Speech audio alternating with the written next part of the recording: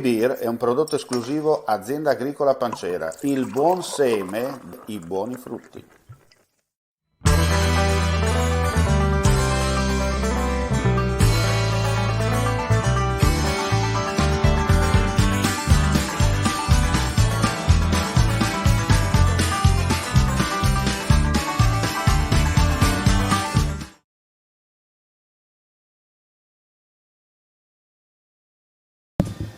Kiri Leison, ci troviamo ad Aris di Livignano, ho fatto un passaggio al volo per trovare l'amico Ferdinando per sentire un po' la situazione per quanto riguarda la nebbia di Aris.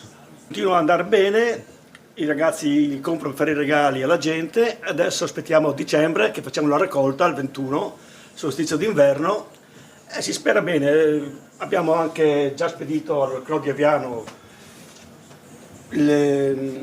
i soldi che ci danno le mance così a fondo benefico, quindi funziona bene, abbiamo fatto una bella cosa e speriamo che quest'anno sia una buona annata. Certo, sappiamo anche che non c'è solo, no, Ferdinando, non c'è solo il discorso della nebbia, No, ma stai portando avanti anche altre cose. Anche il sale che abbiamo trovato lì nei magazzini del sale della Villa Ottelio Savognan, e il sale, poi abbiamo la terra dove Giulietta pianse lacrime d'amore per il suo Romeo. Certo. E quindi anche quello sono regali che fanno per innamorati di solito, Certo. Così, però sempre a scopo benefico. Possiamo dire, senti Ferdinando, Sì. parlano tanto che Verona, Udine eccetera, ma è qua, non è Giulietta, è qua. No? E il Giulietta, diciamo, ha vissuto in questo castello, sì.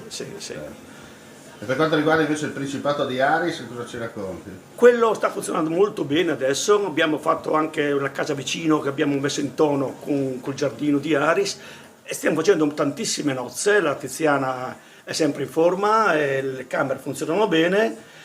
Sono arrivati anche dei nostri rappresentanti che abbiamo dedicato le stanze, Certo. Carasale che è uno scrittore su Gente Viaggi e altra gente che i Casadei sono passati, un piccolo gruppo. E Certo. così è per visitare e vedere le sue stanze. Ecco, comunque sta funzionando molto bene. Non resta che dire, bisogna partecipare, visitare, conoscere bene questo territorio perché ha delle incredibili scoperte sempre quando meno te l'aspetti, no? Esattamente, E quelle positive, come esattamente. Poi abbiamo anche le barche lì che vanno giù su una Certo. stella da poter approfittare per un viaggio.